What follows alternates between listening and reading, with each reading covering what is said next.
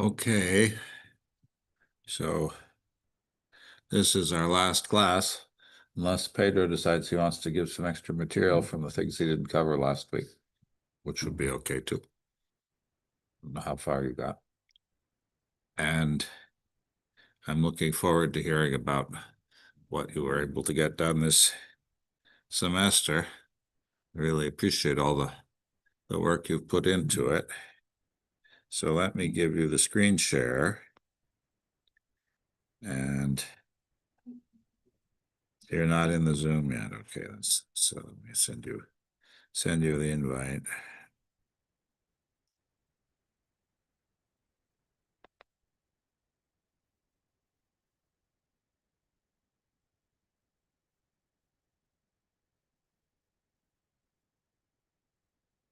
And you'll probably want to turn on the audio on your computer when you do that, and I'll turn mine off.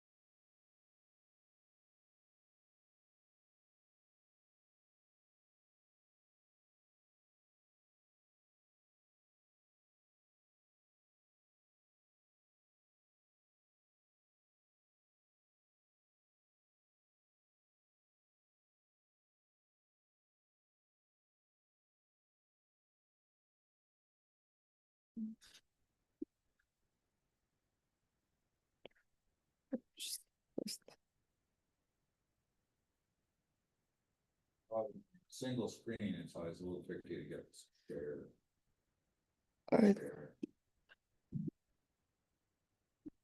It's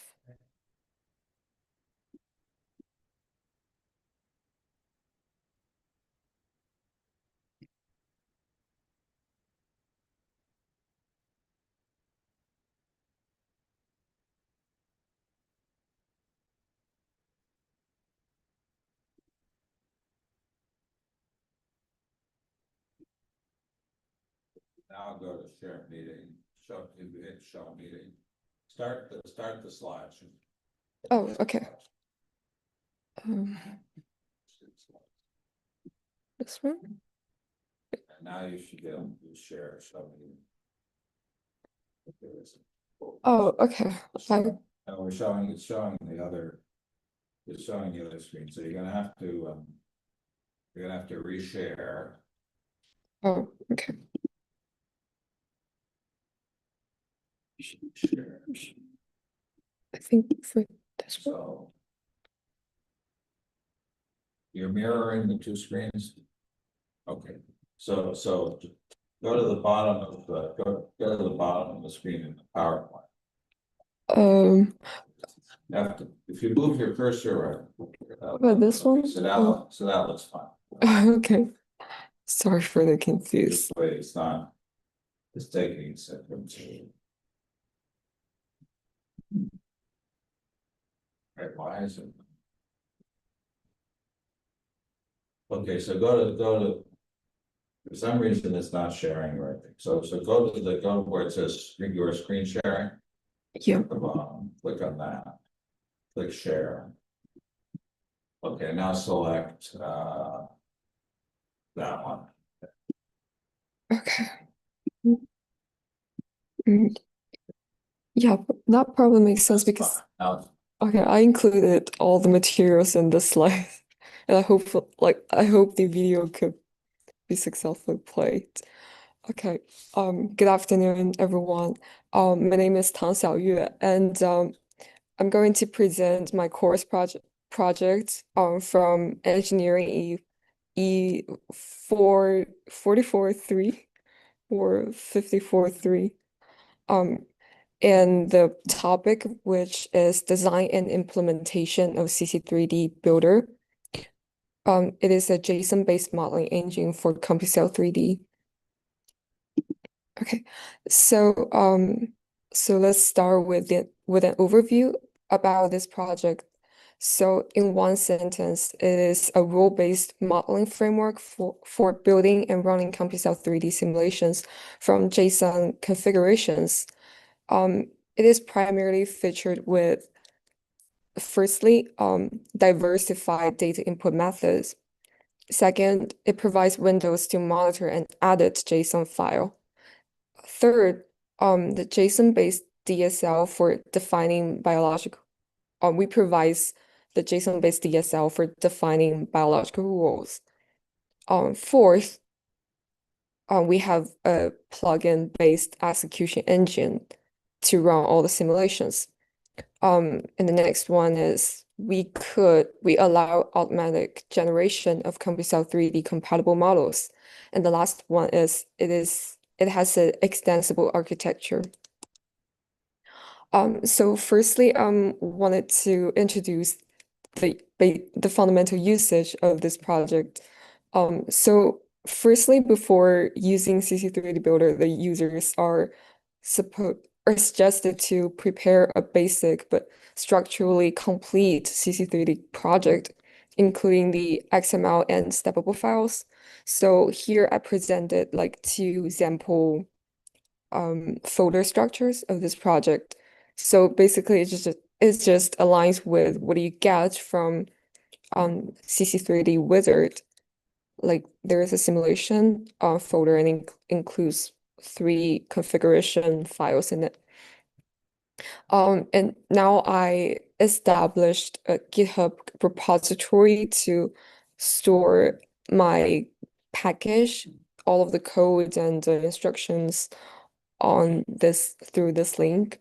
So all of the users could download the package through this link. And of course, you could use GitHub clone those command to retrieve this package. And after you unzip, and you need to set up a virtual environment because there is a necessary package for running if you're going to use the GUI, which is the graphic user interface version, to import your data. So here I listed the environment configurations that the user need to run this package. And here are the basic comments to configure your virtual environment. Okay, so here is an overview about this package structure. So you can take, so there are primarily like 2 folders. So the first one is the rules project folder, which is like a workspace. I call it like a workspace to store your configuration files. And the config files, for example, like the XML file and the steppable file, Python file, will be copied from the user's project. So basically, when users import their projects, they input like a path of their projects, and our package would copy those basic configuration files from that projects. So that wouldn't like do any pollutions to your original projects if you want to make restart and just get rid of all the things that you did in this workspace. It doesn't like bother your original file anyway. Okay, and the second main subfolder is the CC3D builder folder. Um, and also it includes I should say like primarily two parts, two sessions as well. So the first session is the rule build rule building layer, except from the GUI and command line interface specific files. Other files are pretty much shared because they share like a large part of the workflow after the data was imported from um, diverse methods. And the second part is the implementation layer, includes the engine. So we have like core folder to store some fundamental and essential files. Yeah, like these are pretty actually like pretty clear. They sounds like kind of like abstract if I'm just talking about this. So here, I provided like a workflow. It looks quite scattered as well, but so basically users will start from here. We have um, the- okay, I wouldn't do the counting, but we could import our data through terminal, which is the CLI version, and we could also like import our data through GUI. And we could choose to manually write in all our rules in an interactive way, both through CLI and GUI. And we could also like use batch import through CSV table file. And a special function for GUI is it allows custom scripts. So theoretically, CLI version could also like allow for this, but because it will be like very sophisticated to manage this structure. So I just get rid of this function from CLI to make it like more simplified and cleaner. So only GUI would allow custom scripts to be interfaced with our projects. Um, and after the users import their rules, these data would be built as rules, and then like there will be appended to the registry. This is called parameter managed registry. So it's still like for building the rules instead of like no like no implementations by far. And then like the registry would create JSON or generate JSON files here. Um, and then so so there are like two paths pointing out from JSON files. The first one is the engine.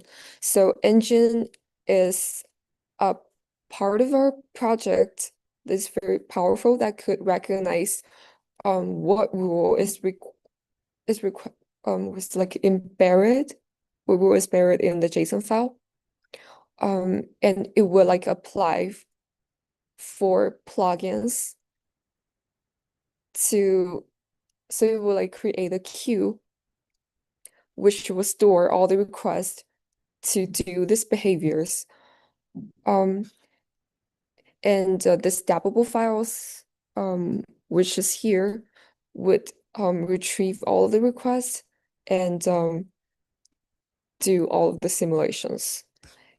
And the second aspect related to JSON file is it is synchronized with our configuration files, including XML and stackable files. So if you like do any addition on this JSON file, these configuration files would be automatically changed.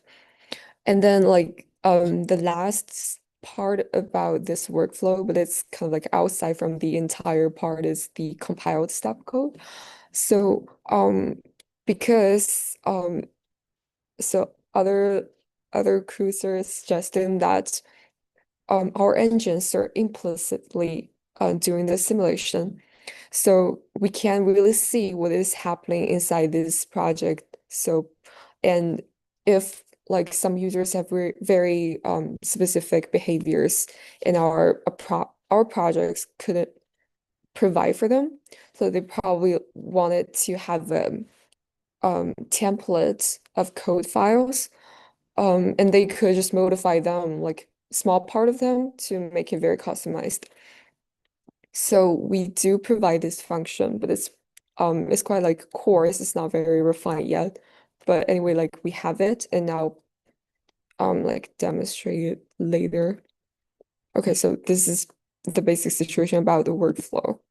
And next we're going to explain how these JSON files are created. So it's more like about technical details.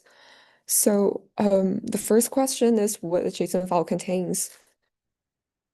So basically this is how we add rule into the JSON. So the rule here, the rule project here is actually a dictionary. And so you could see like there are mainly um, I would say like three parts. So the first part includes some very trivial information about the rule, including the ID, the target cell, and behavior type, and whether it is it like triggered once, or do you want this rule to have a debug mode? Okay, and another key parameter to record whether this behavior has been triggered. And the second part is the condition block. And the third part is the apply block. So the condition part would return you true or false. So if it's true, it would tell you like, okay, this rule needs to be executed in this Monte Carlo step. And the apply block just return you like how this behavior would be implemented in this Monte Carlo step. Okay, so yeah, these are all covered what I just said. And and the next question. Oh, so okay, sorry just to interrupt. This is the rule is part of a JSON file.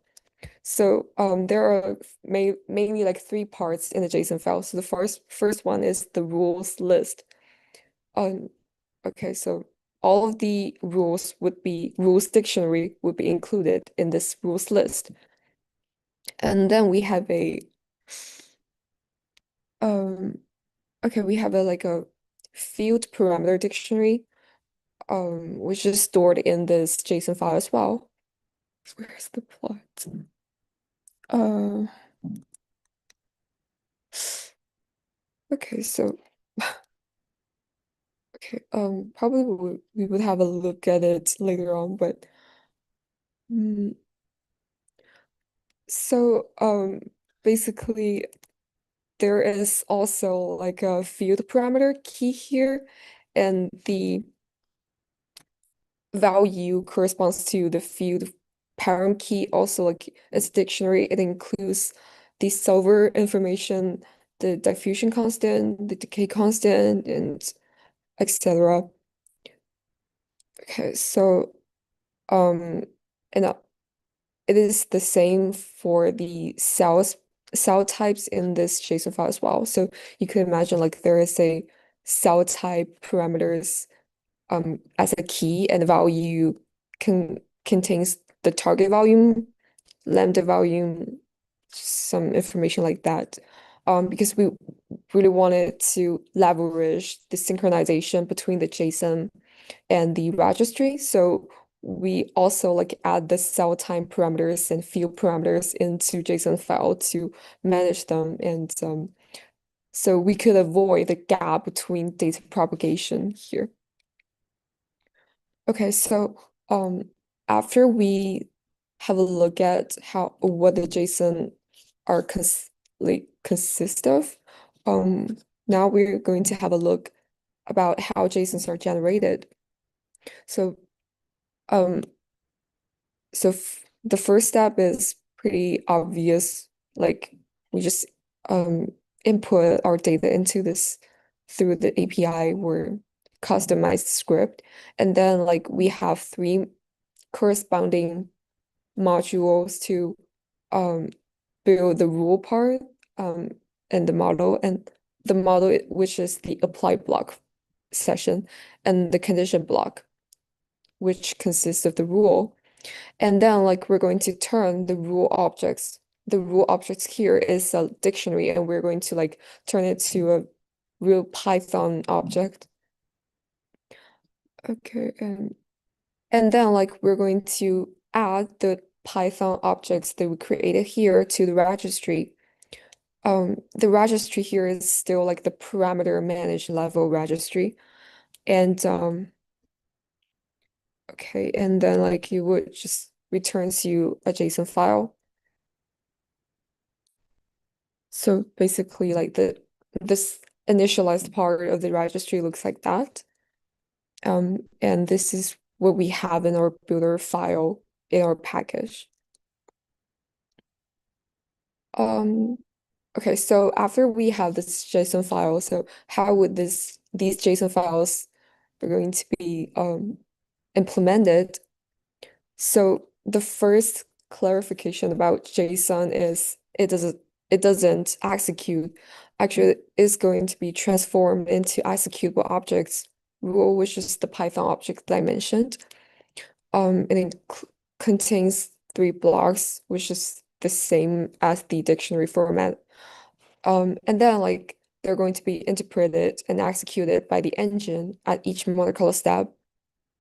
Um, Next, during execution, the engine would iterate over cells, evaluates rule conditions, dispatches the corresponding behavior through a plugin registry, and queues the resulting actions, which are finally carried out by dedicated steppables. Okay, so this is how JSON would be turned to rule object. So this is the format of the Python objects. And then we're going to load all the rules projects in the app registry. So these are some like slice slice of our codes.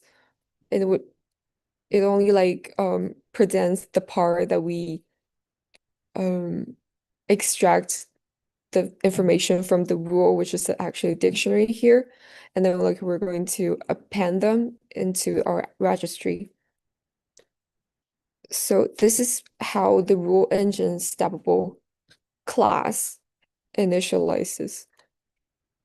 So you can see like we have to initialize the queue.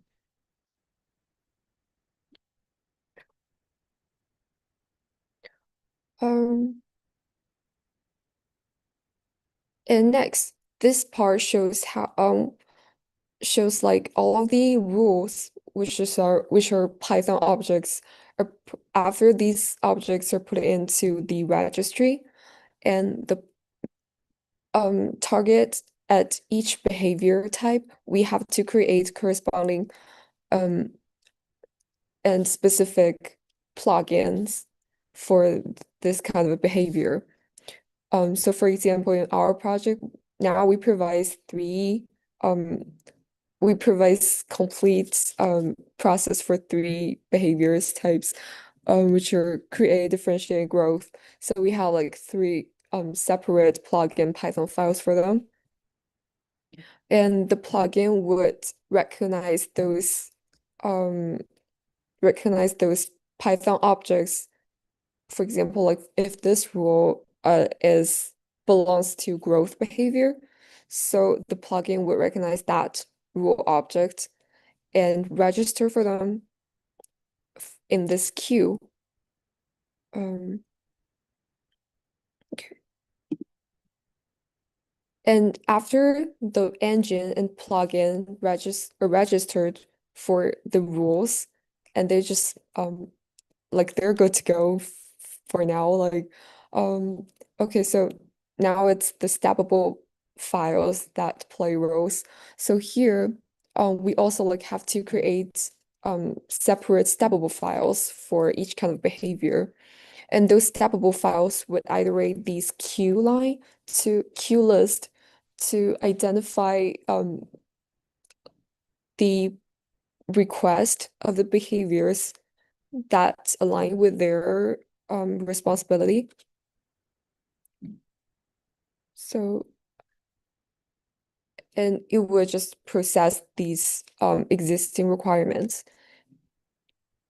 And after the requirements are accomplished, the create queue would be emptied after the end of each monocolor step. Okay, so after the rule implementation part, now it's I'm going to like introduce how to use our multiple import data method. So the first one is the clue, which is pretty simple. You just need to use this comment, and these are the files that are clue specific. And if you're going to use GUI version, this is the command that you're going to use. And these are GUI specific files. And as you can see, the only difference lies in the JSON created layer. And they have different condition builder file and interface file. But after the rules are imported into our registry, like all the other parts remain the same. Okay, so here is a video showing how to use. It's like kind of small. Um, okay, let's just. It's so small, right? Yeah. Okay, so sorry, but No, you should be okay. You're allowed to show videos. yeah, I should like cut this part through. It's probably, it's playing on your computer, but it's not putting up on the screen.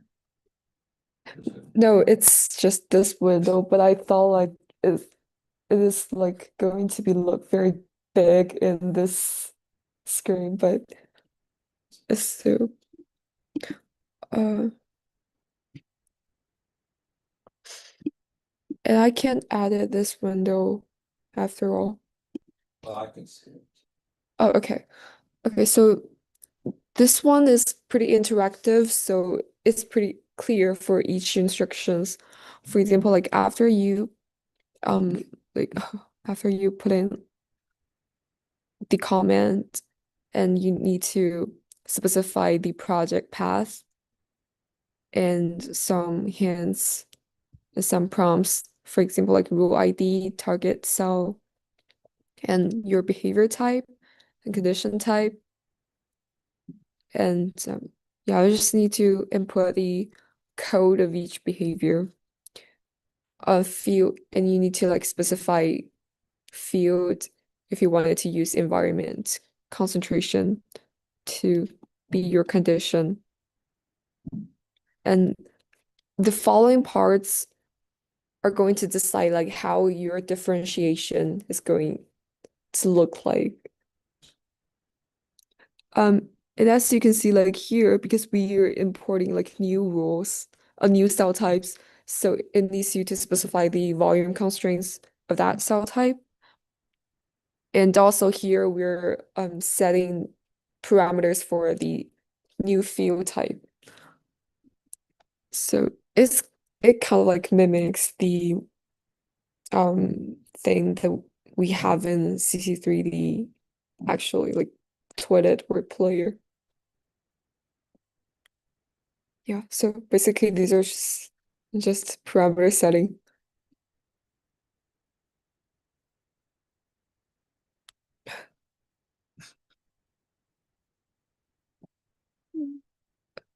Okay, yeah, that should finish. So this is just like a whole process of using CLI to import your rule. And as for GUI, it's pretty much the same. You just need to input your comment line and it will pop out the window. And it's the same, like you specify the project path. And oh, it will ask you like, do you want to reset this project or you want to keep the records that you probably have done before? So if you like choose the resume, um, keep rules, so it will like remember what you have done in this project. So if you like open this window, it might not be empty. But if it's a new one, it's empty. And so you could also like click the add rule in this main editor window. And it's also like very interactive and also like for this one. Okay, so and we also like have batch import through CSV file. So users can use the provided CSV template to batch submit rules into the registry. And here are some tips for using the CSV batch import method. So the first thing is if you're going to use a very complex condition um, condition parameters, it's not going to work through CSV because CSV would not allow you to use nested.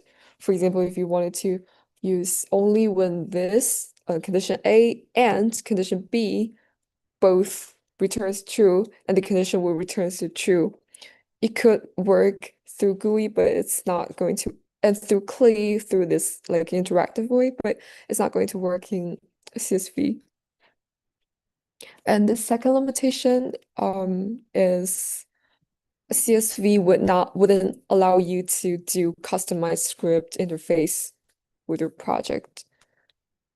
So if you have requirements for customized script or you want to do very like complicated condition decision and probably batch import would not be a very good way for you. Or you could split away, like you have a bunch of rules with simple conditions and without any like customized part. So you could batch import them, and for the specific difficult rules, you could just manually type them in.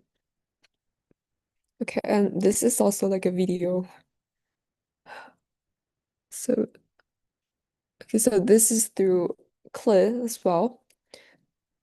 So the way of applying this is you have to like attach a CSV file next to the comment, and then and the other parts are almost the same. You still need to specify the project's location, and now you can see through the prompt, it could recognize like there is a new cell type in your CSV file. So you have to like make a like add their volume definitions or field definitions. If you mention in your CSV, you have to um like make a supplement, make up for their definitions.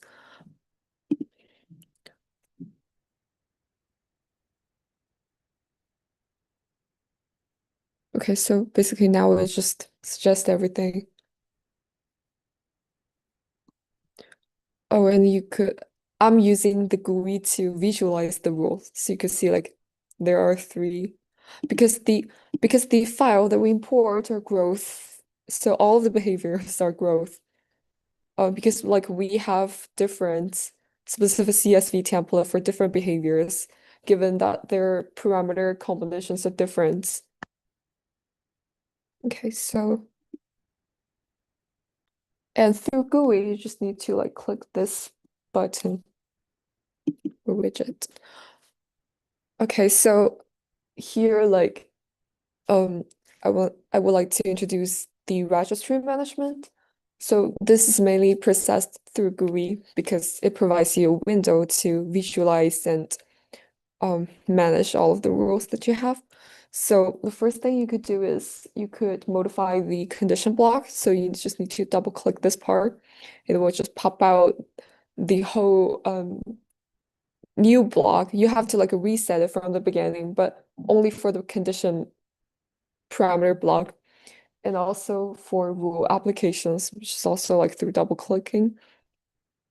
And you could manage the cell type here through the cell initializer, which is also through double clicking. I think I would say like most of the management that you do like that you do here are through the double click operation.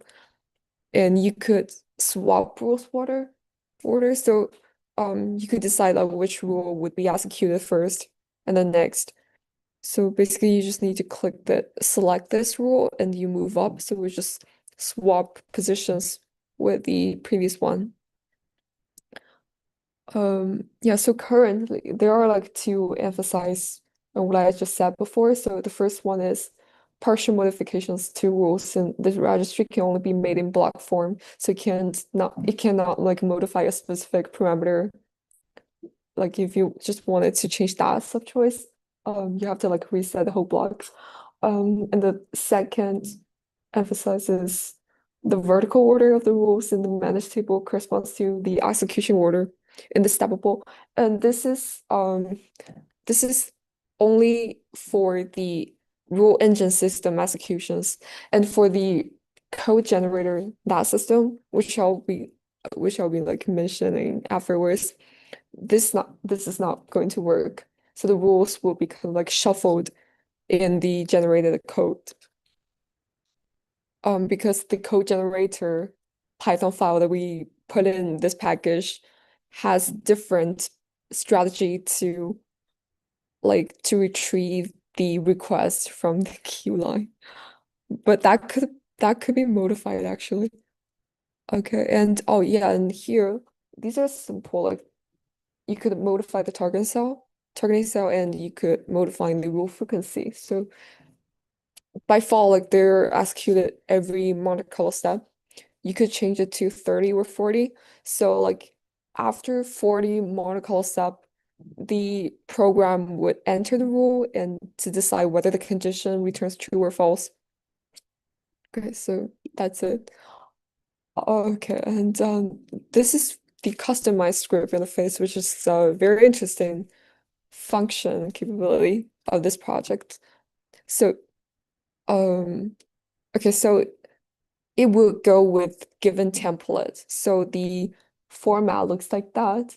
So you have to name this function, validate, or our program cannot recognize it. And so these two lines are special parameter in your condition decision code. And if you wanted to do interface with our project, with our GUI window, you have to specify the parameters. So these are default values, which means if you didn't specify that in the GUI window, it will just use these values to do the simulation. But if you like give the value and we just use what you give them. Okay, so here the condition it's related to like a lasting timer. So it's like a memory. It's like the project the condition includes memory for example. So like so it records a status of whether the cell's volume is greater than the threshold that we assign. And if it's like greater than that, so probably the status will returns true. And if it's true, the true state lasts like over the limit that you specify here, and will return true or false. So this is your condition. And let's see. So yeah, so you need to choose custom script in this condition block. And you need to specify, okay, V threshold now probably I use 30 instead of 50.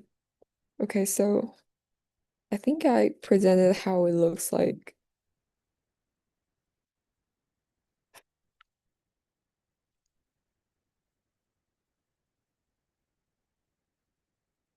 Oh, I forgot to tell you like what is the behavior of this.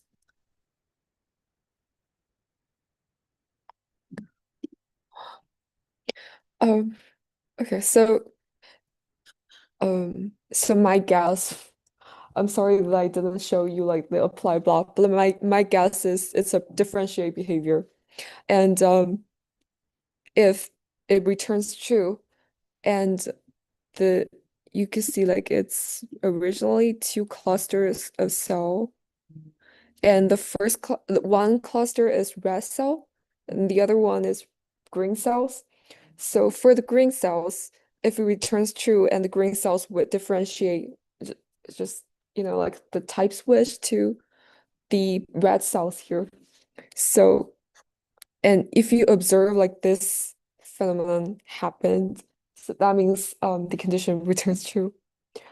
You see like I'm using step right now. So like after 10 molecular step and their volume, the cells whose volume is greater than 30 and greater than 30 lasts for like over 10 molecular step, it would like turn to the red cells. So that means like this custom script interface work. And this is for the customized condition.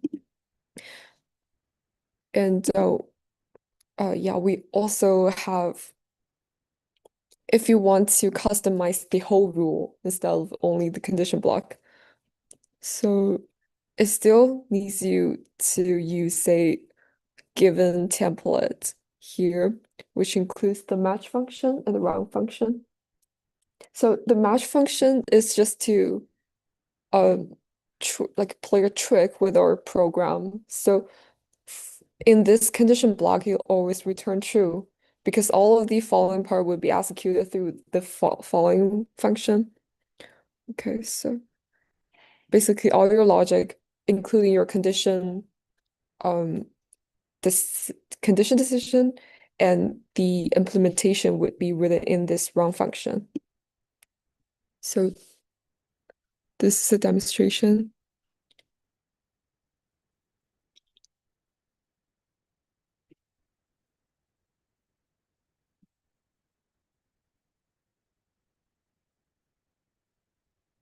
So here you need to click custom script and when you're choosing behavior. So this is the script that I provide. You can see like here we have What has to be specified for that? yeah, you need to like if you wanted to do interaction with this GUI window, because sometimes if you have like a customized script and you want to apply it many times but with different set of parameters, then you could use this one script and you just need to modify the parameters in a list of parameters. Yeah, a list of parameters. So, but anyway, like you have to specify it, and our program will catch those things that is skeptical to be parameters. So if it can't, if it didn't catch them, you just need to add them now. Because so basically this condition um is about um yeah, is is it is going to focus on the contact ratio of the target cell with other helper cell. And if the contact area ratio is greater than I'll probably give to like 0.2 and it will like trigger the behavior. So here I think like in the here I specify like after 1,000 Monte Carlo step, And if the oxygen level is greater than threshold and the contact is greater than the minimum contact ratio threshold, and the cell would grow. Otherwise, it would just shrink in a very rapid way.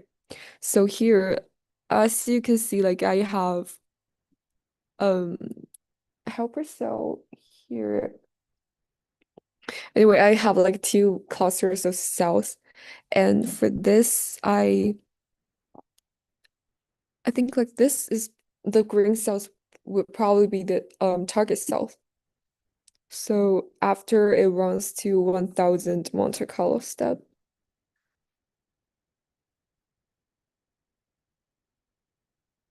and it should shrink.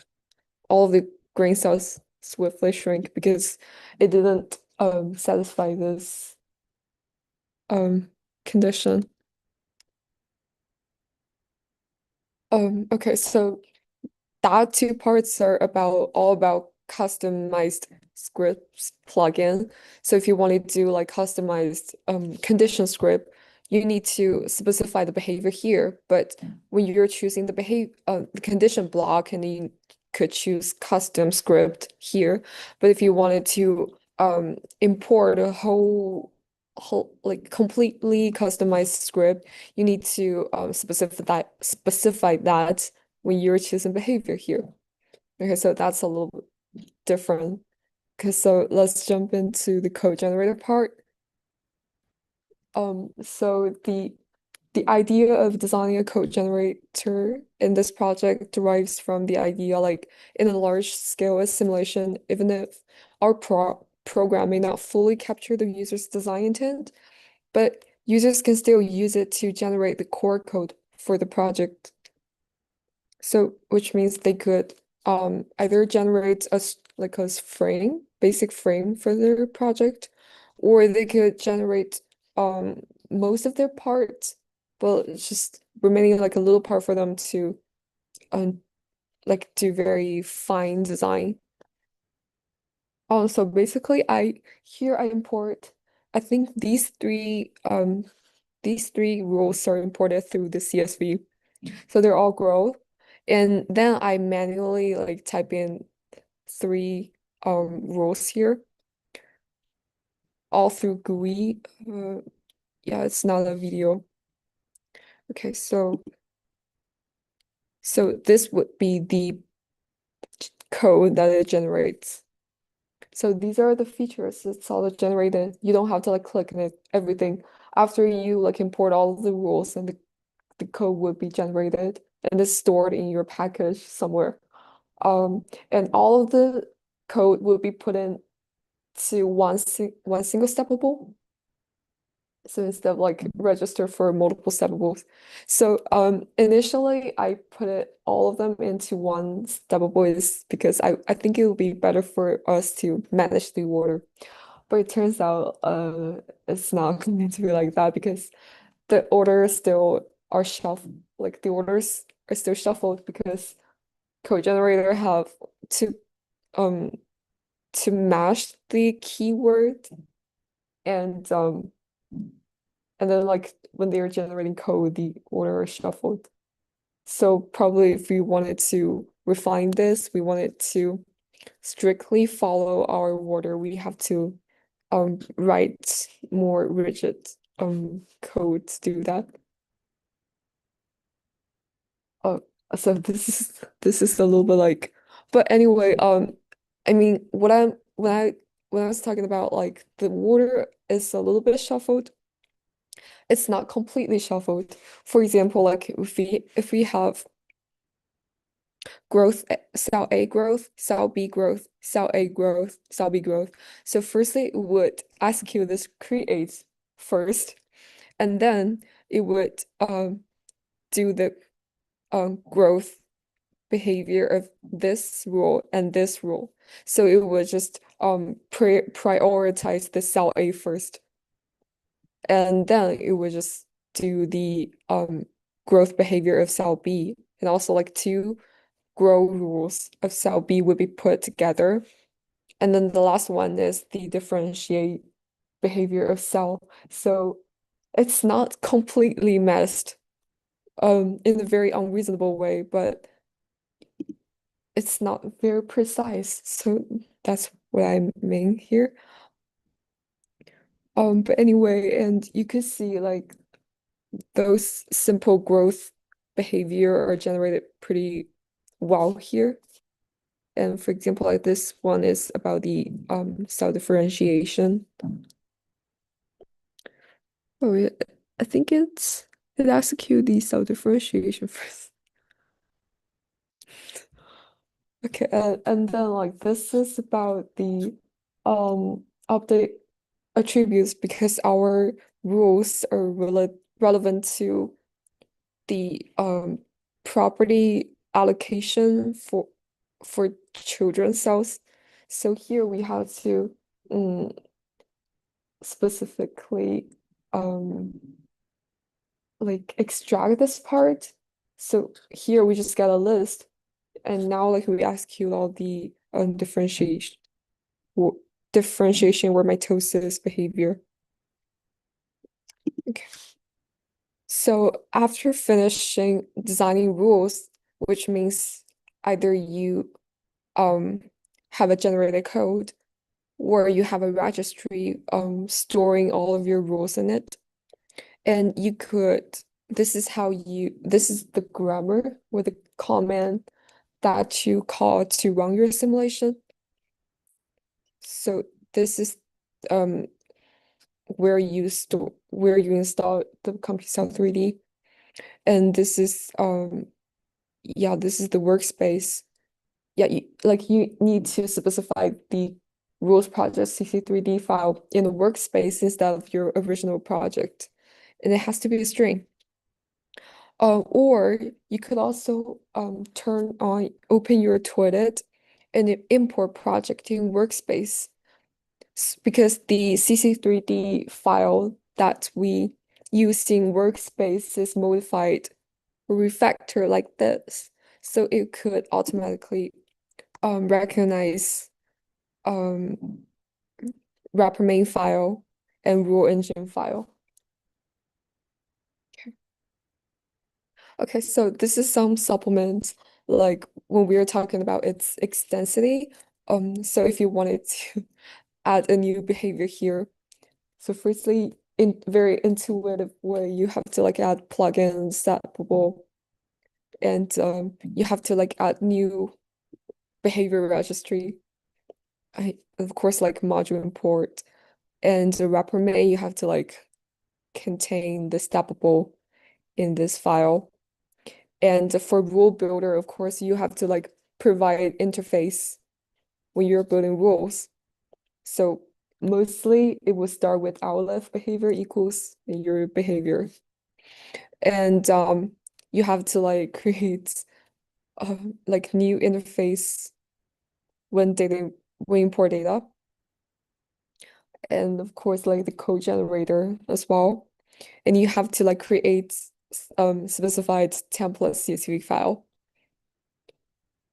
Probably structure manager if this behavior is relevant to introducing some plugin. For example, like moment of inertia or pixel tracking, some plugins like that. Um, yeah, and in that case, you might as well need to modify the simulation registry, that file as well. Um, okay, and if you have very like customized demand, you probably need to add some new helper modules and functions in the utilis extension file. Utility extension file. Okay, so and this is a small part because the previous part is about creating new behavior. And if you wanted to create new general conditional logic, which is um extension for the condition block, and you need to modify rule builder, condition evaluator, and also like other, I think like for other modifications file, they're pretty much the same as the previous contest that we had. Okay, so for this whole project, I think like we still like have some things to do. We need probably like need improvements in these aspects. So the first is, of course, we would like to add more behaviors so that we could um try to recover those biological scenarios as much as possible. And we would like to refine the sub choices of the behavior. So a very a very direct example is when we were talking about secretion, and so we have a difference of secreting from the center of the cell or at the membrane boundary of the cell. So we have to like refine the sub choices of those behaviors. And uh, we could also do some simple improvements on user interface, yes, to improve their experience. For example, um, like this one, I'll just like come up with it this morning. So probably we need to allow the users to copy the rules, or like if they I think that would be like very efficient for them if they have like very similar rules and they just need to like modify a small part of it, maybe just target cell and yeah, something like that. And the fourth one has been is from Marchak, and I think it's very useful, but I just didn't solve that yet. So he think that because now all of the parameters are hidden in block instead of like a frequency and target, but the condition parameters, the application parameters are all like hidden in the block. If you want to modify them, we have to like modify them as a whole. So he thought that we could probably just offer one window which displays all the parameters. I think like although it couldn't be 100% reached because we have like sub choices, we have like branches, but we could still like um manage to do this in this orientation because it definitely is definitely going to simplify our process and make it like easier to manage and visualize. Okay, and the next thing I think would be really useful when doing simulation experiments is allow the users to retrieve interested measurements from simulation. So yeah, and as for the drawback, the so at present like the code structure is not very clean or clear because it starts with I think like a toy model and it starts from the CLI. So probably when I adding the GUI part and I created like repetitive functions, repetitive files, but actually they could be merged together. So it'll be like more simplified for this whole package structure. It will be easier to maintain because if you want to do if you want to add more behaviors, we just need to modify that specific file instead of like modify two files separately. Um, and for the oh yeah, and the next point comes up with the first point that the cost of adding additional behaviors and generating code is relatively high, as I presented to you, so it's pretty understandable. And the third one, I should have called it as a feature, which is it is highly required for users to design their simulation flow in advance. So they really have to like an overview of what they're going to do. Okay, so thank you. That's all. Thank you for listening and instructions. Thank you.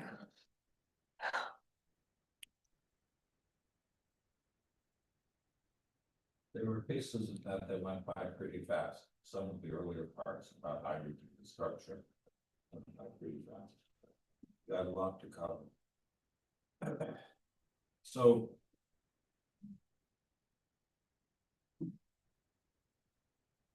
So I guess I'm still thinking maybe you could demonstrate it and actually build some simple simulation. Do that. Okay. That would be-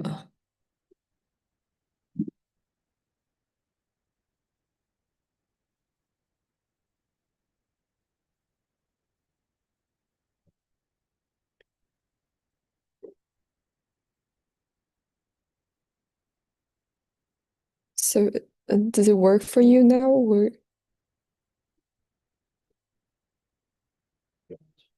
oh okay. It's so small. Oh, okay, so yeah, it's called Project Loader. So it's a specific module for GUI. Yeah, like I made a lot of confused when naming those modules. Okay, so this is where my rule parser locates. So I have to oh, oh this asked me to like open my project. So the project with the sketch project that I created is here. So I just need to specify this and then load. I already have some thing in this registry. So I just click resume and so this is the thing by far in this registry. So Created in yes, and you could see it in synchronized with this. Let me enlarge this a little bit. Uh, wait, what is my cell type? Wait.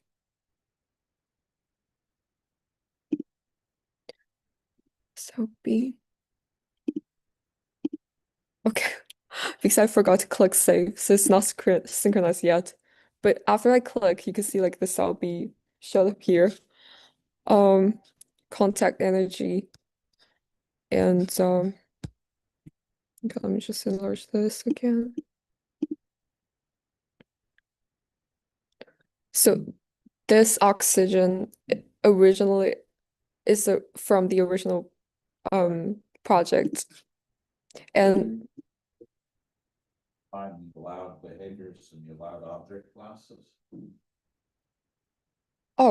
oh no, like I could show you like how the original project looks like. It's because I'm being lazy here.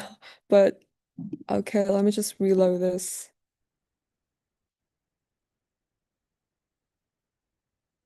So I have to like import this rule again, desktop. And I just empty all of the things that I did. Save and you could have a look at this. So this is something that I didn't do any change on. So only cell and cell A, only oxygen field. Okay, and the rule JSON is only contains the cell type parameters in the field parameters for oxygen, and rules are empty. And this is the steppable, so only volume constraints for cell and cell A. And here the generated step code is empty. Yeah, let's so now to save some time I could where did I put my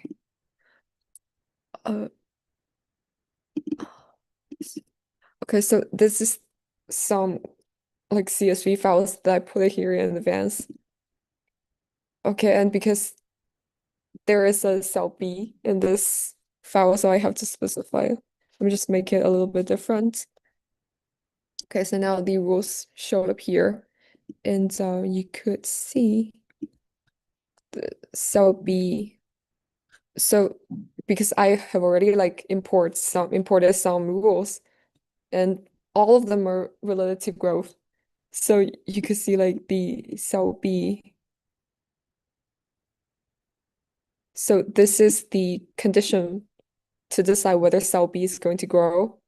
And for cell A, and in the XML, the cell B information showed up here, contact energy, oxygen. I didn't like add any field yet, so no other like no new field. Can you come back to the XML for a second? Oh, of course. So.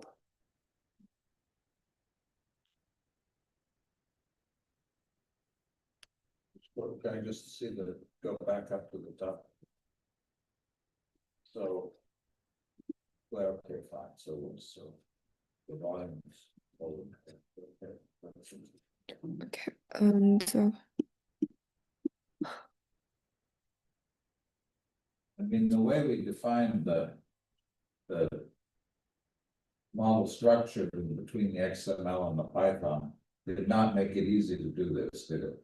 I mean, the way we've structured our models does not make it easy for you to try to control them. So the fact that you can do it is impressive.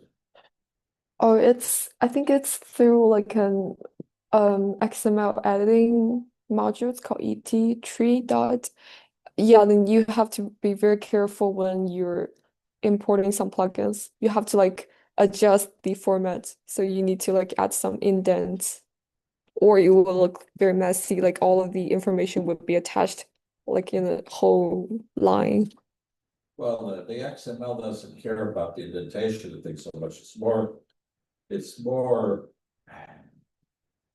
the way information is distributed in the XML doesn't make it easy for you to control it. Yeah, like when I first adjust the injection, it will be like very easy for you to like report error. For example, when I was trying to import those diffusion steppables, the labels, if one label is not correct, then it will just crash. And you don't know what's happening actually, so you have to like debug them line by line. So, and this is okay. Um, how we use differentiate before and then. So you could do like some fancy, not fancy, but just more a little bit more complicated stuff here. So you could choose stay lasting memory. Okay, so uh yeah, and I plan to add like a counter to So tell me about, you have a topology one. Tell me about the topology. what on topology? Oh, Then you can find this graph, yeah. differentiate. Uh If you say no cell type, then it applies to all cell types or no cell? If we, that's okay, let's just keep going here. So you have a condition type of the environment. What does topology type do? topology, this here only points to the contact ratio. Like it would use the pixel tracker Right. to calculate the contact area between the cell. Yeah. And so now I think if I specify a helper cell here, that would mean like all the cell belongs to that cell type instead of like a one neighbor cell. Yeah, like this is something that you need to take consideration. But I think like in real cases, most of the cases when we're talking about if this cell, the contact area between this specific cell with another group of cell, I think like we were talking about group cell instead of like a one single cell. Yeah, but just click the topology on what happens. Oh yeah, of course. So yeah, and here you have to like specify a very small If the fraction of the area is more than 0.3 with that cell type, then you do this. Yeah. So I would choose cell A. I didn't care like whether they contact.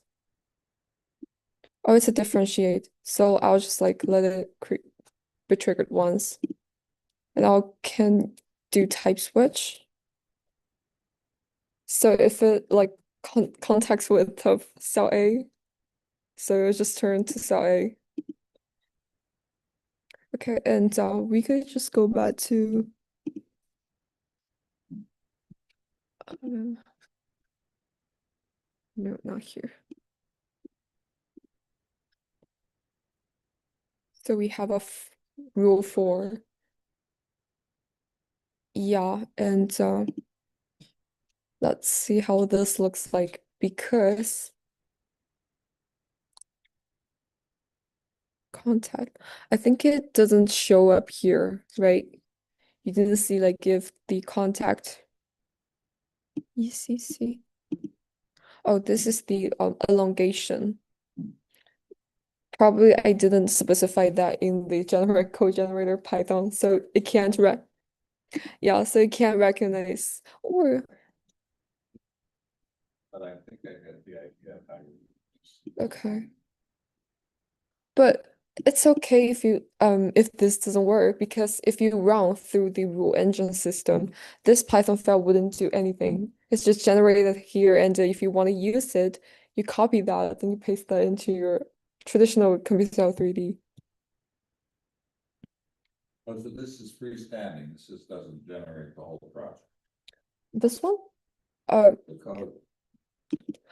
this only like contains the step part by far. So if I want to add, now I want to run the simulation, I have, what do I do? I copy this. If you okay, so let me exit and okay, I'll go to my doc and copy that comment.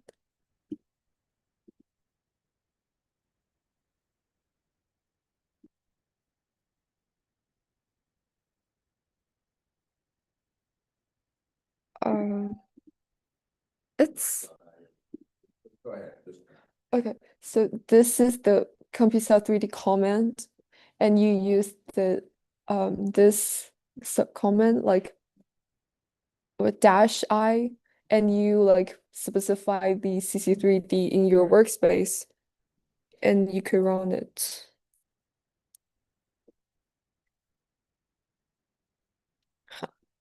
What?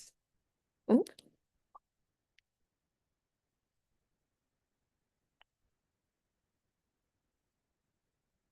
mhm. No. Wait, it's interesting. Just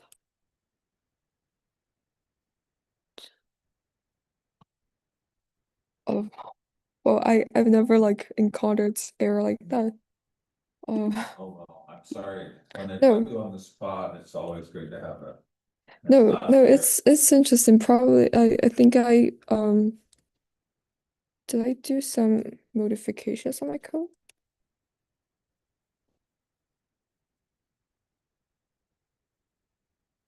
Was project step one? It's just this.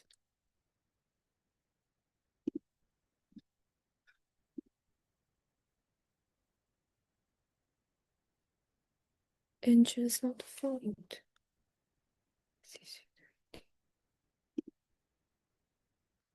Hmm?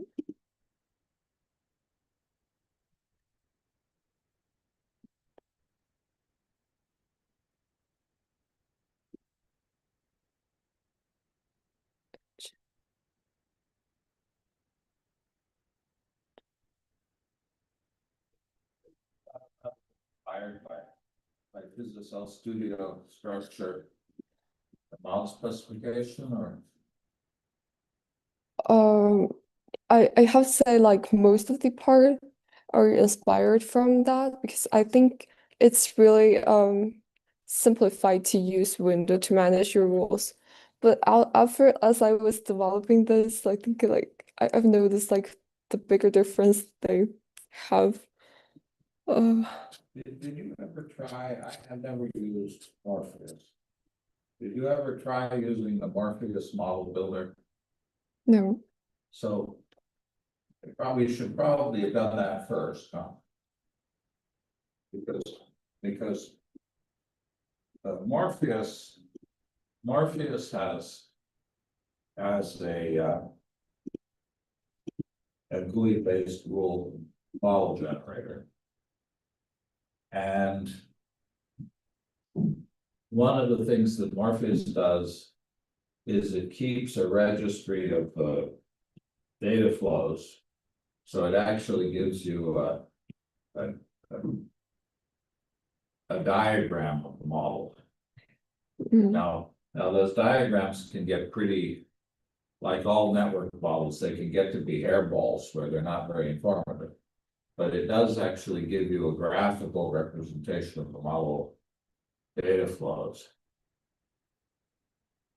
And I wonder whether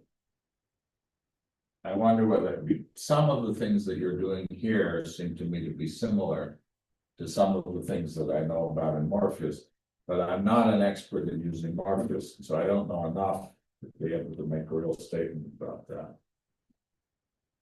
I think um you mean like some of the network diagrams looks like a verbal? No, It's like well, it's not so much the network diagrams per se. It's if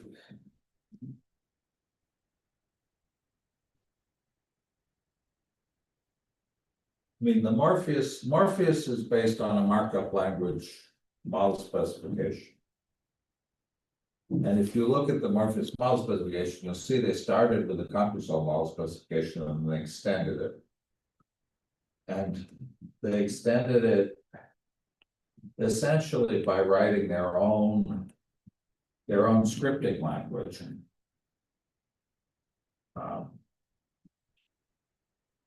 But that scripting language,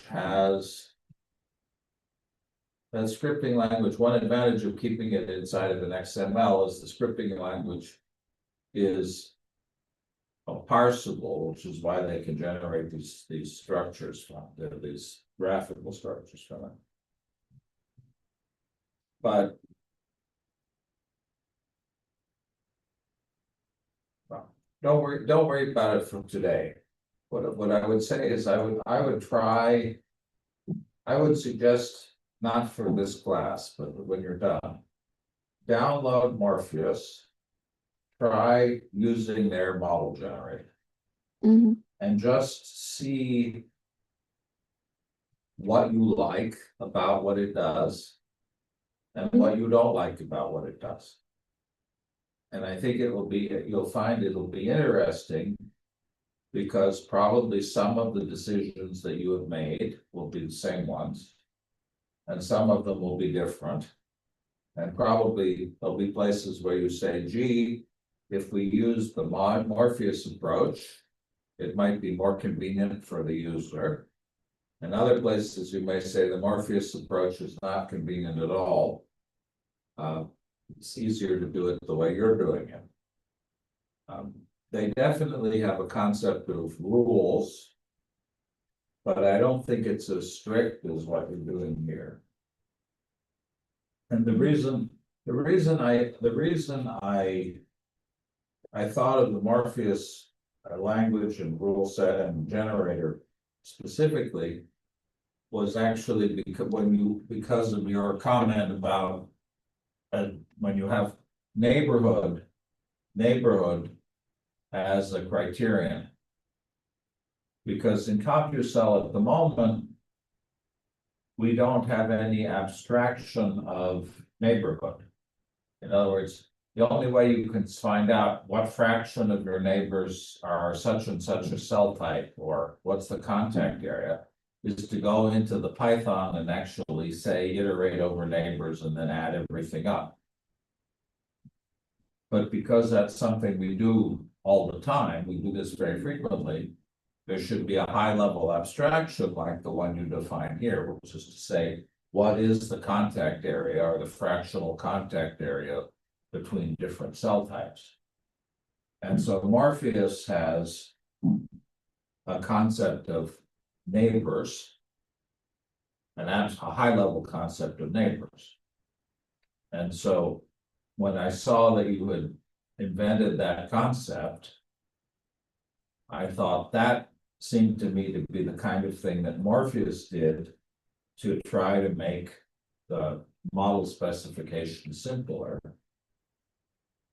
And I thought it might be interesting to ask the same question about other things. You've got a question about what's the local chemical concentration, or what's the uptake amount. So those are high-level concepts, which again, in the current version of CompuCell, you have to implement with Python code. And again, Morpheus has a high-level conceptual representation of those ideas. And so it wasn't to say you should change what you're doing, but I think now that you've done this, if you went and looked at how they did it, it would be interesting to you. To say you'd see some things that were familiar and some things that were different. Maybe some things that you would change here to be more like what they do. And again, other things that you might say you don't like the way they do it. Now, I have tried the Morpheus GUI once or twice, and I find it confusing personally. On the other hand, our friends at Vancouver find it much more straightforward to use to model specify than CompuCell, existing CompuCell. And they build very complex models with it. And recently, there have been a lot of models, papers published using the Morpheus interface.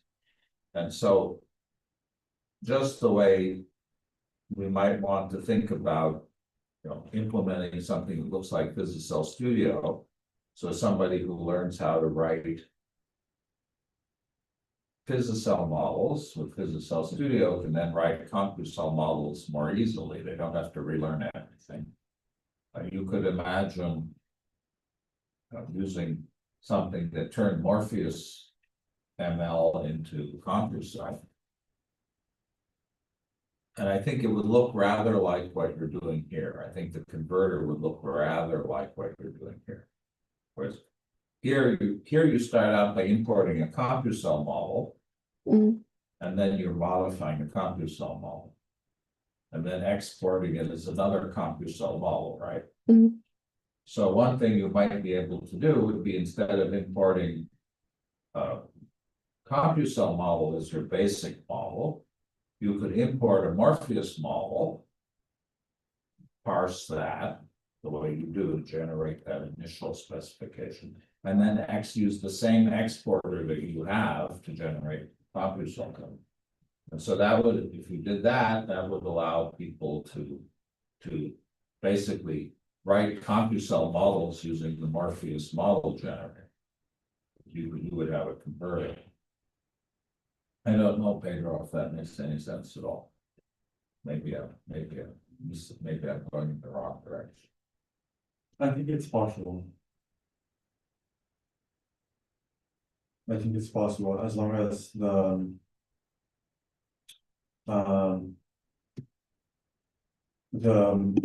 mechanisms are similar. No. Like the way you pull the field concentration. If those are similar, then you could map one-to-one using the same JSON files, for example. I mean, I think that the Morpheus ML will look more like the JSON you're generating than classical CompuCell, because we don't have, right, our XML has no procedural functionality except in it. It's all declarative. And then all of the declarative, and then all of the procedural code is defined in the Python. And all the conditional code is defined in the Python. Well, there are a few things that are conditional in the XML. You know, so you have things like secrete on contact with, right? Mm. Or attacks on contact with. So there actually are a few conditions that are in our XML, but they're very limited. And one reason that's the case historically was that the Morpheus parser is a fairly complicated one because it allows symbol references. And so the parser has to be invoked again and again and again to resolve symbols. You can say in Morpheus language, you can say y equals 3, and then x equals 2y, and then z equals 3x, and so on. And in order to resolve those symbols, you may have to run the parser many times. And so I know it was Yearn, someone who wrote the parse quite a while ago, maybe 15 years ago. But so again, I'm not trying to suggest you do anything more for this class. This is already a lot. But I think it would be interesting to look at how they're really the only other group. You have Physicel Studio, which is a code generator. And then you have the Morpheus GUI. And then I don't think there are any other, I don't think any of the other languages have model generators, do they? They don't. Certainly Tissue Forge doesn't give you any help building models. Actually, Maybe I think Physicel Studio did like generate code. They generate like a long XML, but they don't like generate C++ code. sorry?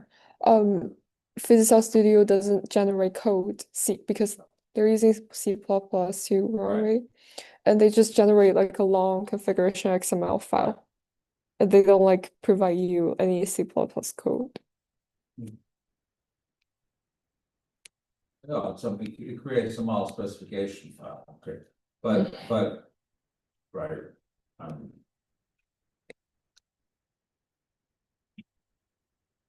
Well, that's just, I mean, I'm sorry, the example, I mean, do you have an example you can run that'll work? Uh, I was unfair because I asked you to do something that I hadn't planned on. I just want to see what the process is just on the screen.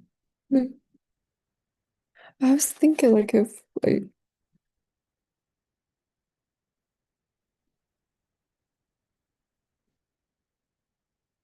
I'll just try to open the toilet.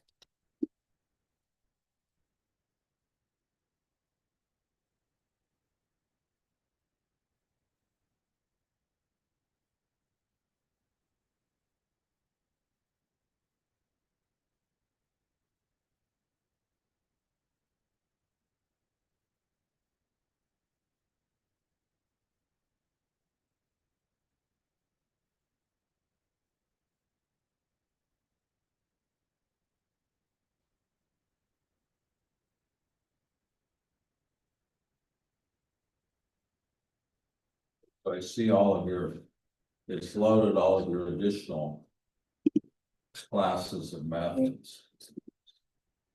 Yeah, but I was wondering if I like delete something, some code. And Yeah. Um, by the main Python.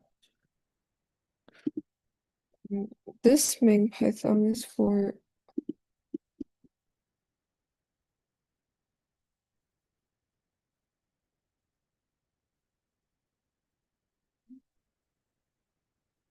Line 17 there.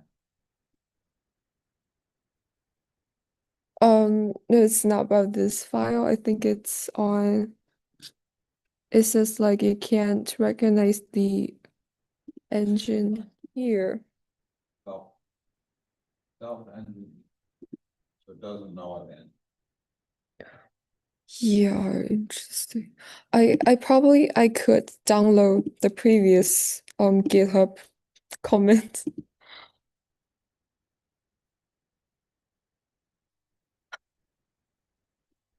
because I definitely like could run this so much. Yeah, I think but I have to like find history comment, man.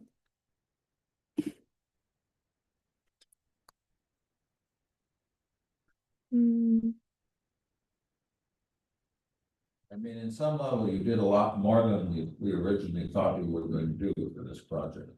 You did something much more ambitious than what I originally thought we were going to try to do.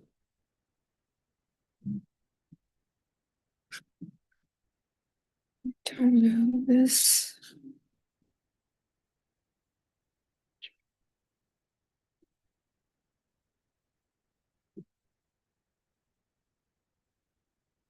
This one.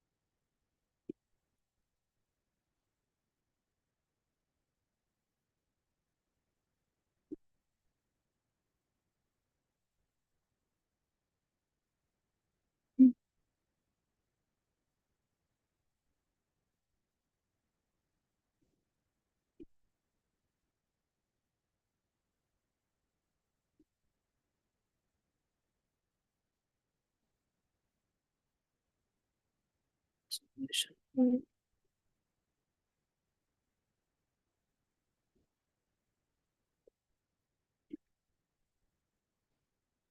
mm,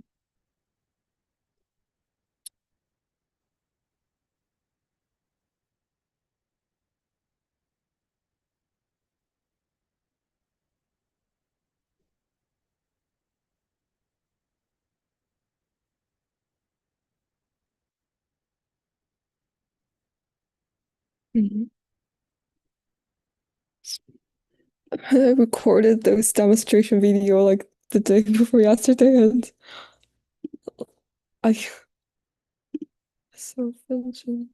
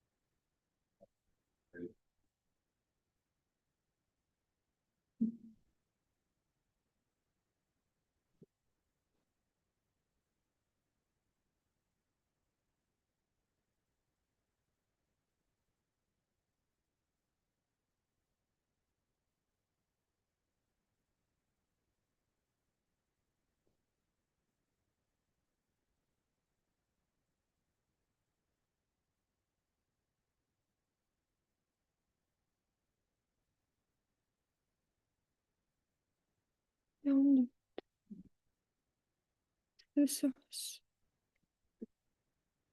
Don't give yourself a few minutes, but if it doesn't work, don't torture yourself.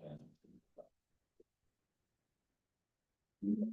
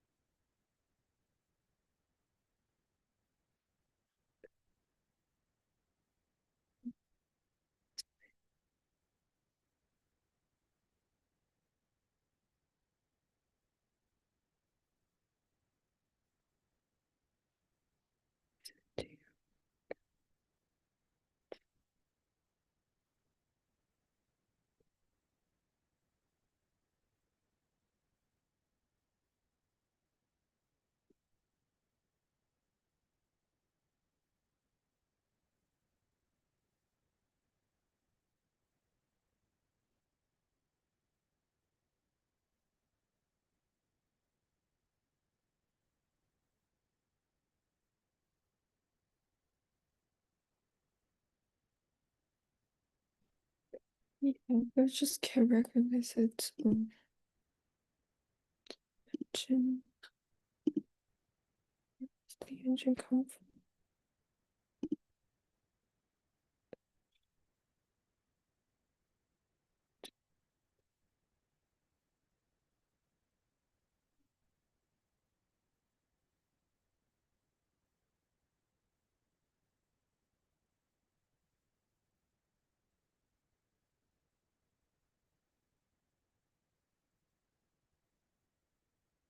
Engine stackable.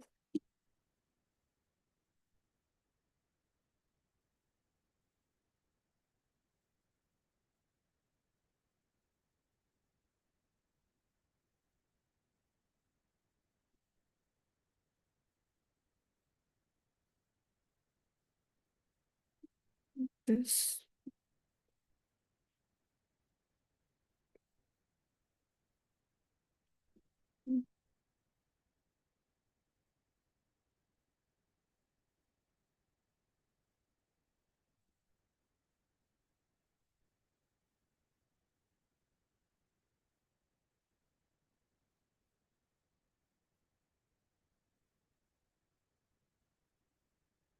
Cases. Because I if I didn't know this and it would it can't recognize the use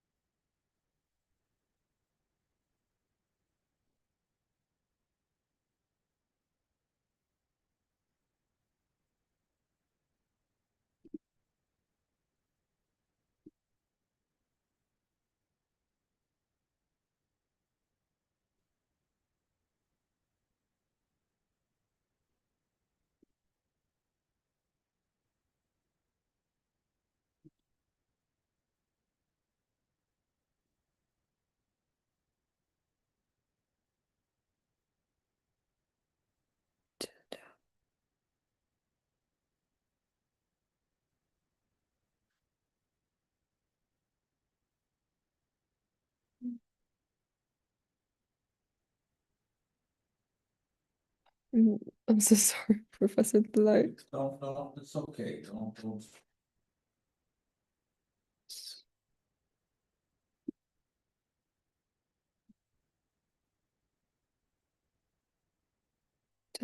This.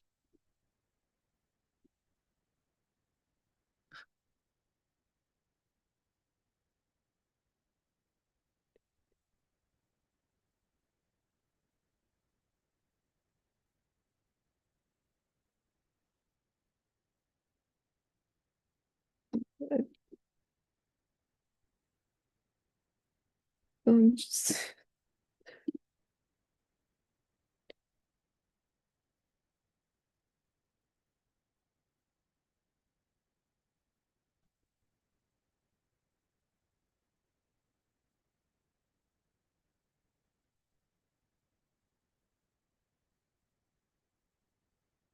You.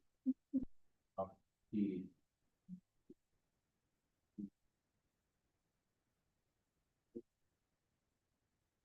looks like rule.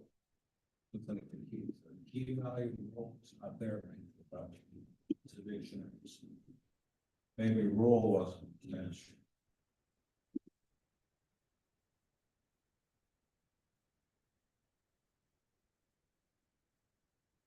Mm.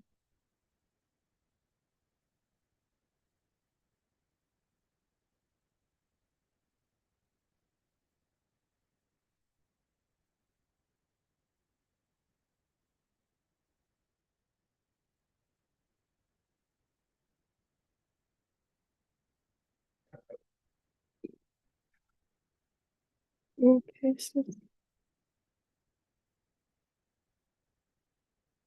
I I have never like encountered like situations like that That's okay. because it's been like working well.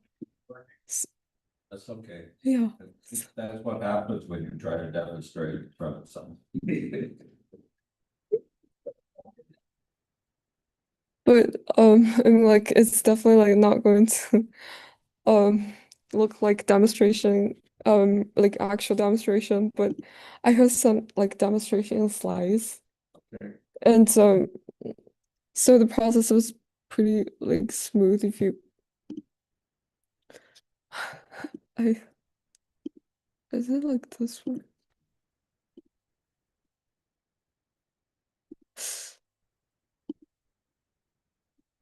And yeah, and it's very yeah, it's very direct. You just need to like But I guess again, the workflow is, I would use Twidit or something else to generate the initial XML and Python structure. And then I'm going to go into your code and then modify it using your code. Is that right? yeah, So at the moment, I can't generate the entire model from your code. I have to have a template. yeah. So even though like you don't have any cell types in your um template, that's It'll fine. be okay. Yeah. You can add some. Yeah, my code would recognize like all the cell types and field types and rules in the templates. So So basically, you could package this with a template, which was essentially an empty simulation. yeah, So if the user didn't have one, they could say, start with an empty template and then. yeah. Um so So besides getting this bug fixed, which is those things happen. How much more would we have to do before it would be practical to try this out, have people actually try to use it? so first thing is definitely going to add more behaviors, even though probably like there will be like some sub choices that we missed. For example, like in traditional computer 3D, the secret or the concentration that I calculated is just to compare the or just to locate the center of a mass of that target cell. But actually you could specify um like a very specific location when you're using computer a traditional computer 3D. So, but that could be fixed. If you really want to do that, you could use custom script because we can't like take all of these especially Possible situation. yeah, so I think like the first step is definitely going to add more behavior types into the simulation and try to leverage all of the plugins and functions in Concept 3D. So yeah. So maybe just before we break, this is, you've done a lot. I mean, I'm very impressed by them. Maybe let's just go to, you have a browser window, and let's just look at Orpheus for a second. Okay. Let's go to Orpheus. Is it spelled like that? PH. MORPHE. Okay. with it in. Morpheus. Oh, Morphe. There are gonna be a lot of those, unfortunately. so So type Dresden, Dresden. And first one. okay. There. That'll take you to a GitHub. And let's see. So. Let's see. They have a GitLab, go to the GitLab one. Mhm. Okay. So they have, let's see, I thought they had an example of how to look to use it. Let's just look at the, maybe getting started one, this place to go. The starting one.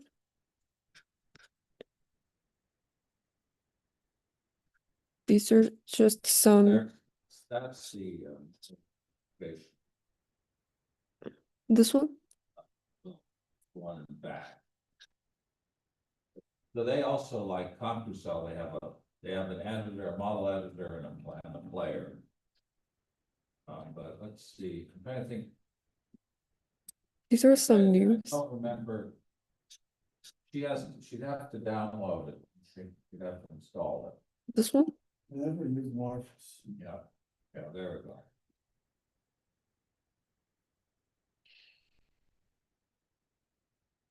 Homebrew. Oh, I think I have homebrew.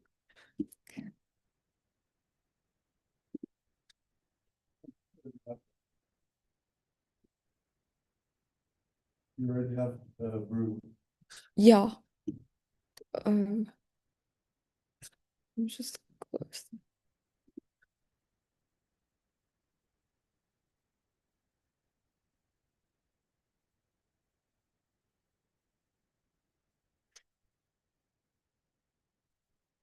We install.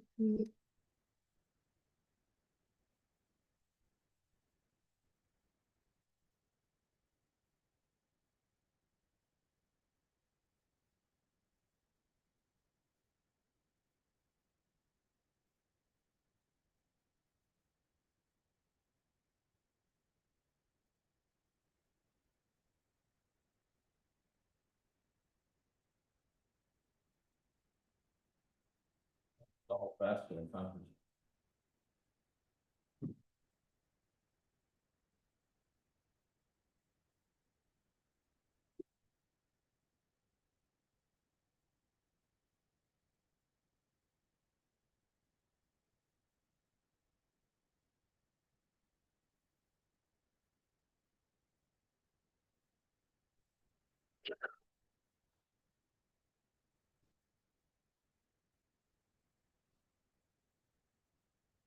Well, it's pretty large actually. Like one of the cells is 40 over 40 megabytes. And in a sense, we're not gonna. So.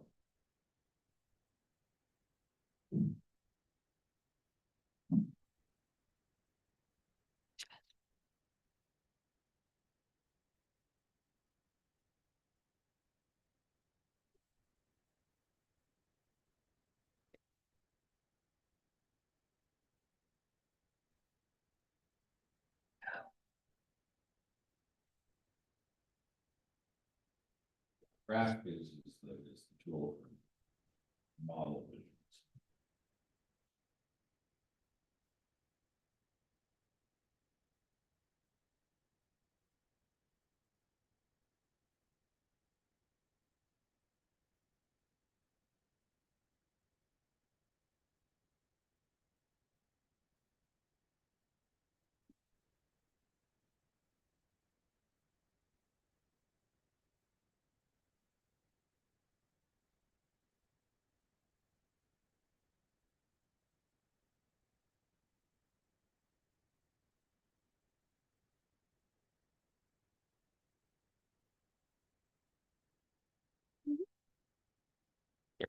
So like Now we start.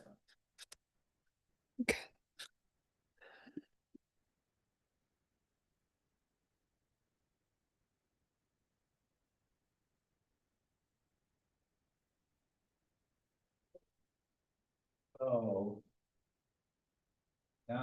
should have some example.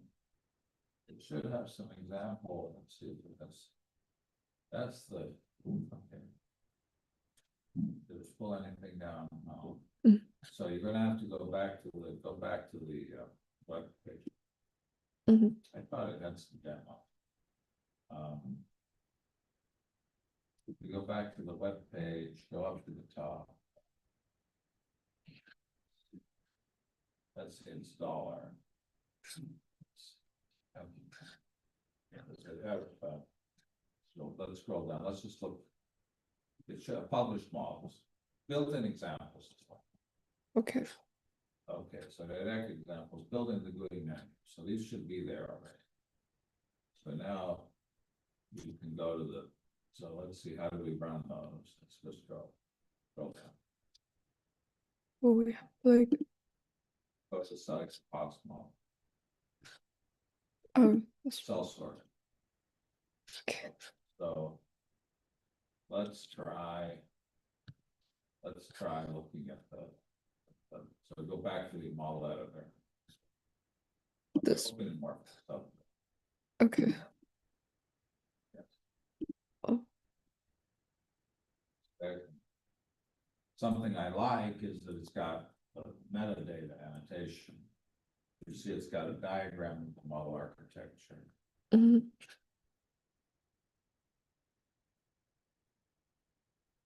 And it's got a description of the space, the time, the locals, the cell types, the CPM, subpopulation. So it might be worth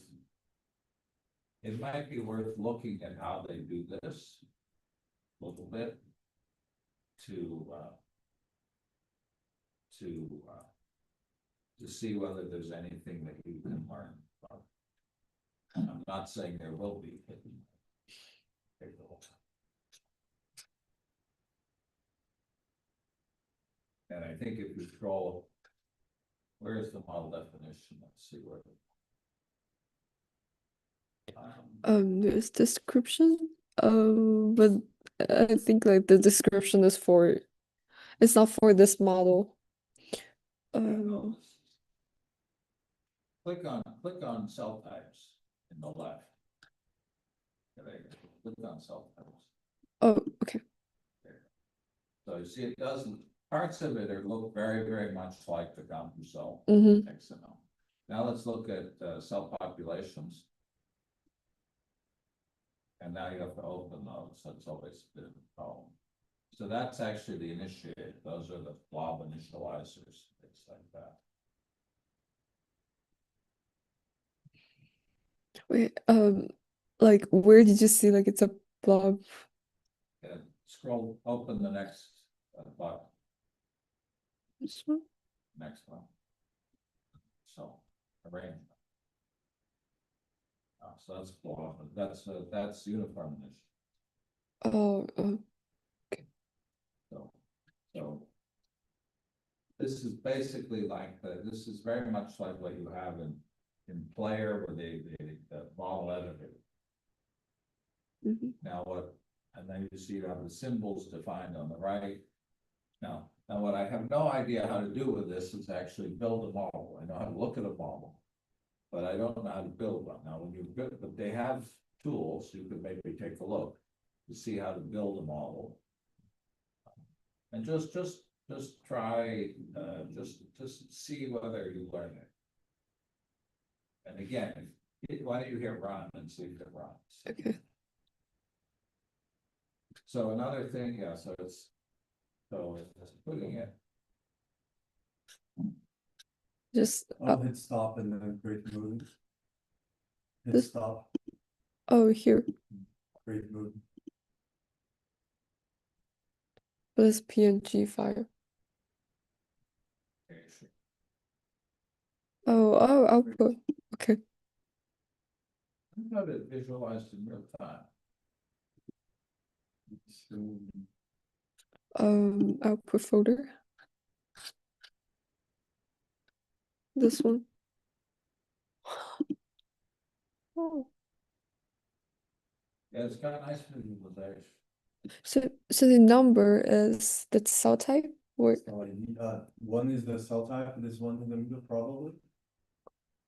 Oh no, but it's 1, 3, 5. yeah, like there are just four. Yeah, I don't know I don't know how it's, I don't know what it's. The middle one, I don't know, the one. Oh, it's probably the number of mismatched or matched cells that are the neighbors. So yeah, it's the number of mismatched neighbors is what it is. And how about the one on the right? Right, They also like have identified numbers here. probably a field of some sort, like pressure. Contact area with something. Probably pressure. But there's no negative. I think it's Analysis, there's an analysis we. In any case, I'm not, you can look at it. And I'm not saying I'm not saying it's good, bad, or anything else. I'm just saying it was somebody else's attempt to build a model generator. okay. And so this is the execution window. What we want is the editor though, so we need to find the editor. So that. Where's the model builder? Where's the model for Uh, this is the X.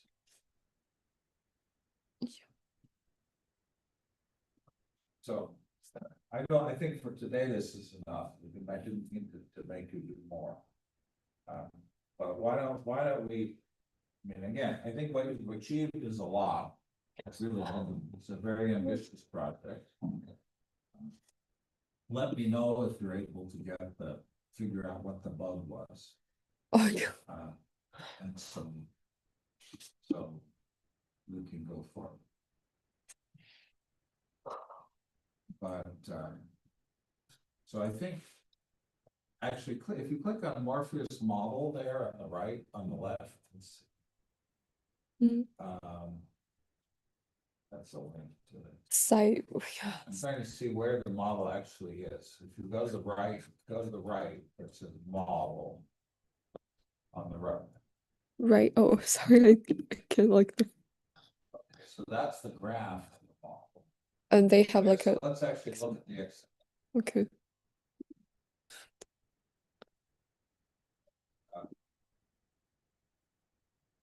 Oh, I should like open it through. No, like I think words are not a very good tool to visualize. Text edit, I think. Oh, sorry. I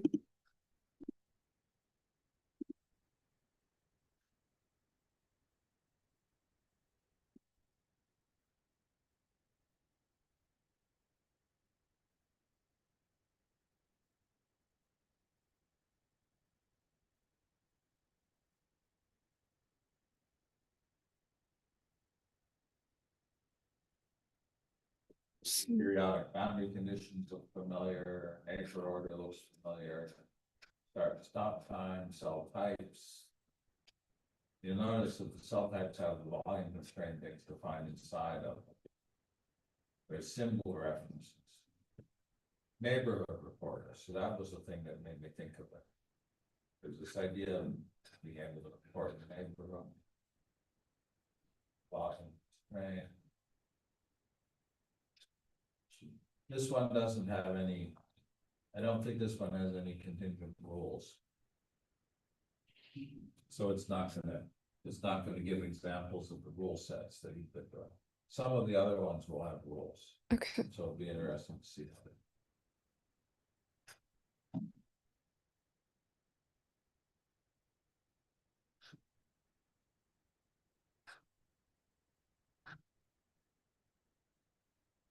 I mean, a lot of it really is very similar, so. It has the analysis code, which I know it's not. So. Oh, this one? So this is how you specify your plots. And it also lets you do graphs and it lets you define graphs and statistics as well. not in this.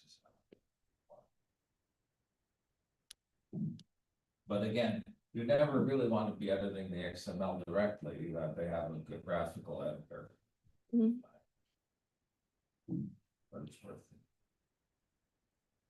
All right, well, I think for today, you've done a lot. Stayed 2 hours, that's plenty. And as I say, I'm very impressed by how much you've done. Thank you. So why don't you get some rest for today? And then when you want to talk more about this, please send me whatever, send me your slide deck if you have a text write up, just whatever you have, material documenting what you did, that'd be great. Okay, Most of it's in your GitHub file, but you can send me the slide deck. okay, That will be- okay, and I also specify the bug. Sorry? I'll specify the bug relevant to the engine. It would be nice if it ran, because then we could try it out. Yeah. Pedro, do you have anything you want to add? You've been working pretty closely together. Maybe it's just Yeah, I think my question would be, where do you want to go with this project? Yeah. Like what, do you want to build a simulation builder? Or do you want to do a rule parser like in Physicel? This is the question. Mm, wait, so what do you like specifically mean or point to when you're talking about the rule parser in Physicel? So the rule parser in Physicel, it doesn't generate a simulation. It acts on the existing parameters of the simulation. Which is different from what you have. What you have is a simulation building tool. And so my question is, do you want this to be ultimately a simulation building tool? Or do you want this to be a rule parser in the sense that it gets any simulation and includes rules to it? Mm, I think I'm more intended to build a simulation generator first, and then I think like the rule parser that you talked about is aligns with what I said. I wanted to like observe the real-time measurement happening in this simulation. So yeah, but that's like it's called like it's not the prioritized goal. I mean, I think what makes the second one more difficult, again, is that CompuCell doesn't maintain a registry of variables and parameters and measurable quantities. Yeah. And so if you define a set of rules off by themselves, you don't know what allowed things you're allowed to use in your rules, because in other words, what you have now, which is you take an existing model, you read it in, and then you generate rules on top of that. That works if you know all of the parameters and variables that Yeah. exist in that pre-existing model. Yes. And then you also have to be able to have things like here, where you say, I'm going to have additional information like my neighbor adjacencies. I'm going to have additional information like what chemical field values I have. And so you have to be able to extract from the CompuCell specification what the allowed things that the rules can operate on are. And so I guess if you're doing that, it may be just as easy to build the whole model that way. Maybe not, but it's I think a legitimate question. In other words, here in Morpheus, every variable and parameter is declared and mapped. So you have a list of all of the available parameters and variables. There's a registry of them. Whereas CompuCell doesn't do that. Yeah, but then you lose the freedom of coding the mechanisms your own way. Well, so you can always do both, which is you have most things locked down. And then there's a box called your code here, Yeah, and those things cannot be used in the rule without doing things by hand. Your rule Yeah. generator won't work on. But the point is that at the moment, CompuCell doesn't maintain any registry, right? yeah, but like, for example, in PhysicCell, if you generate your own code with your custom parameters, It won't be able to do it either. you can use rules to act on those parameters. How are they exposed? How does it know what the parameters are? You just need to say like this word here is a parameter. Right, so if we look up in the, you just scroll up in that code. This one? Scroll yes, that code. Just hold on. Stop. Hmm. Constant symbol B, value equals. So everything that you're going to use as a parameter variable in your model is declared Yeah. in the XML. Yeah, So CompuCell doesn't do that. There's no representation of the model. yeah, I see, yes. Now that doesn't mean that you couldn't somehow break it. Well, actually, in Morpheus, you can't break it because that is the model specification. But in principle, this could compile to Python, and then you could go in and hand edit the Python and add stuff. But the point is that the fundamental model is specified in a way that all the parameters and variables are exposed. Yeah, but like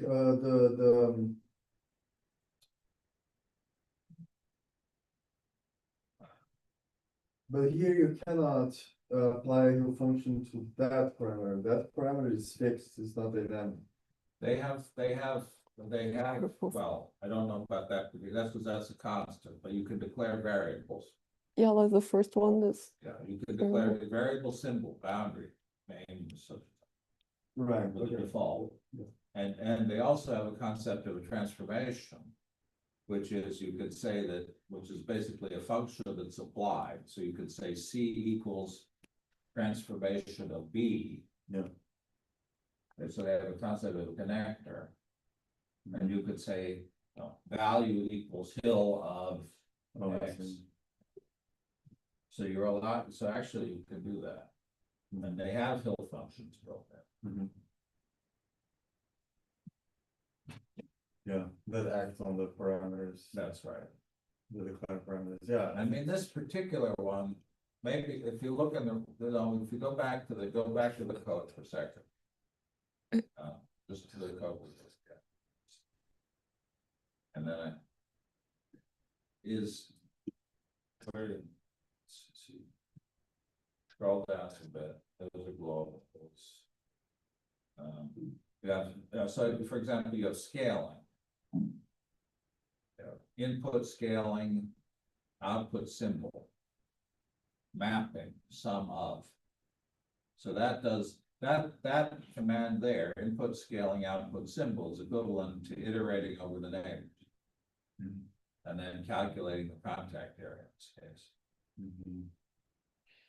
So that basically defines a loop over the neighborhood.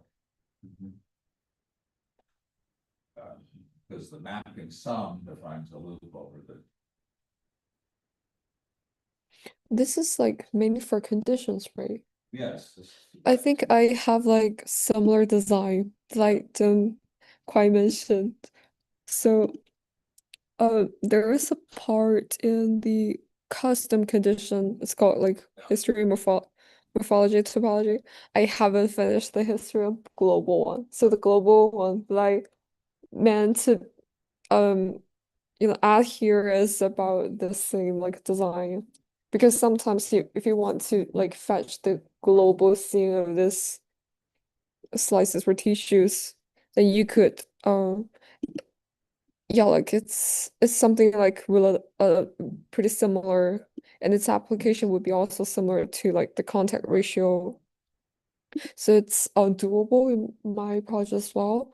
And I think like the global parameter definition part, I think I mentioned in my slides that yeah, this slice, if you would like to do some parameter definition, so this definitely like defines a parameter here. So that's what I'm saying. I think if you look at the way they did, if you looked at what they did before you did anything, it wouldn't make any sense. If you looked at what Morpheus did without having done what you have done, I don't think what Morpheus did would make sense to you. Now that you've done what you've already done, I think looking at the Morpheus decisions will be interesting. Some of them you may say, oh, that's exactly what I did already. Some of them maybe you say, maybe I should change my language just a little bit to make it more like theirs. Oh, I Some see. of it maybe you look at what they did and you said you like the way you did it better than the way they did it. That's all fine. But I think they grappled with a lot of the same issues. And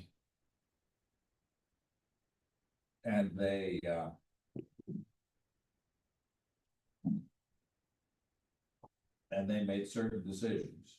Maciek does not like the Morpheus language. Maciek does not like the Morpheus. And when I started CompuCell, what I was hoping to get was more like what the Morpheus language looks like, actually. Oh, so it's like odor. And so I'm not saying that it's right or wrong, because there's no what's convenient for one person is not so convenient for another. What's convenient for one job is not so convenient for another. But I think you might learn a lot by looking at how Morpheus implements these things.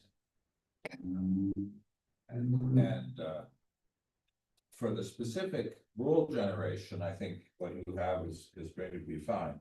How you connect those rules to the parameters and variables in CompuCell, for where you've already done the behavior definitions, maybe you don't change things. But if there's a behavior that you haven't defined yet, you might look at how Morpheus defines that behavior and ask, can you use that? Okay. So you don't have to do it all again. So that's a must.